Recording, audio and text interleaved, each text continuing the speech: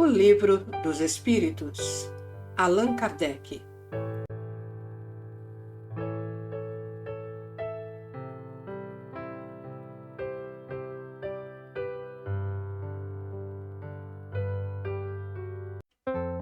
Livro 2º, Mundo Espírita ou dos Espíritos, Capítulo 5, Considerações sobre a pluralidade das existências, Parte 1.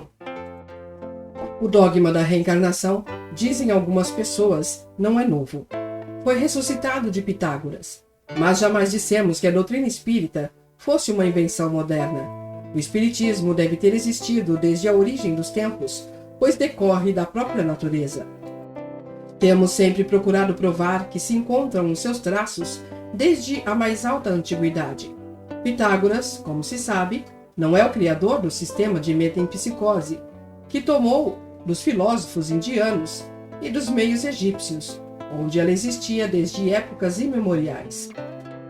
A ideia da transmigração das almas era, portanto, uma crença comum, admitida pelos homens mais eminentes. Por que maneira chegou até eles? Pela revelação ou por intuição? Não sabemos. Mas seja como for, uma ideia não atravessa as idades e não é aceita pelas inteligências mais adiantadas, se não tiver um aspecto sério.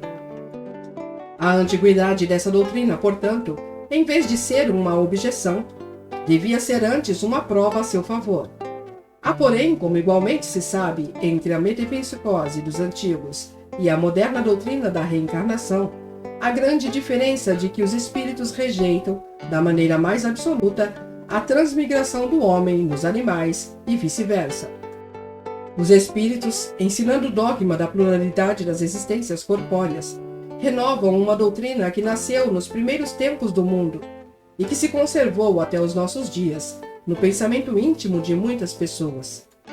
Apresentam-na, porém, de um ponto de vista mais racional, mais conforme com as leis progressivas da natureza e mais em harmonia com a sabedoria do Criador, ao despojá-la de todos os acréscimos da superstição. Uma circunstância digna de nota é que não foi apenas neste livro que eles a ensinaram nos últimos tempos.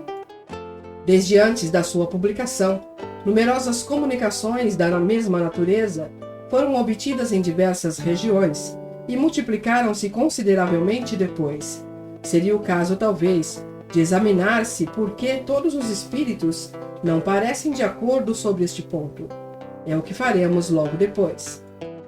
Examinemos o assunto por outro ângulo, fazendo abstração da intervenção dos espíritos. Deixemo-los de lado por um instante. Suponhamos que esta teoria não foi dada por eles. Suponhamos mesmo que nunca se tenha cogitado disto com os espíritos. Coloquemo-nos momentaneamente numa posição neutra, admitindo o mesmo grau de probabilidade para uma hipótese e outra, a saber, a da pluralidade e a da unicidade das existências corpóreas, e vejamos para que lado nos levam a razão e o nosso próprio interesse. Certas pessoas repelem a ideia da reencarnação pelo único motivo de que ela não lhes convém, dizendo que lhes basta uma existência e não desejam iniciar outra semelhante. Conhecemos pessoas que, à simples ideia de voltar à Terra, ficam enfurecidas.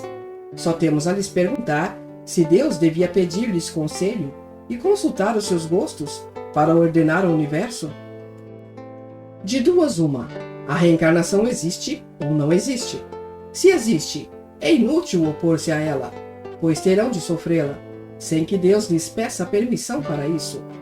Parece-nos ouvir um doente dizer: já sofri hoje demais e não quero o tornar a sofrer amanhã.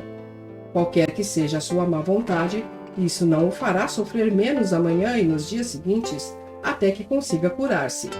Da mesma maneira, se essas pessoas devem reviver corporalmente, reviverão. Tornarão a reencarnar-se.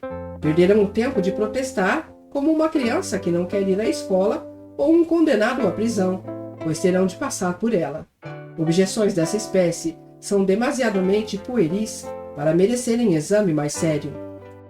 Diremos, entretanto, a essas pessoas, para tranquilizá-las, que a doutrina espírita sobre a reencarnação não é tão terrível como pensam, e que se a estudassem a fundo não teriam do que se assustar. Saberiam que a situação dessa nova existência depende delas mesmas. Será feliz ou desgraçada, segundo o que tiverem feito neste plano, e podem desde já elevar-se tão alto que não mais deverão temer nova queda no lodaçal. Supomos falar a pessoas que acreditam num futuro qualquer após a morte, e não as que só tenham nada como perspectiva, ou que desejam mergulhar a sua alma no todo universal, sem conservar a individualidade, como as gotas de chuva no oceano, o que vem a ser mais ou menos a mesma coisa. Se acreditais num futuro qualquer, por certo, não admitireis que ele seja o mesmo para todos, pois qual seria a utilidade do bem? Por que reprimir-se? Por que não satisfazer a todas as paixões, a todos os desejos, mesmo à custa dos outros, se isso não teria consequência?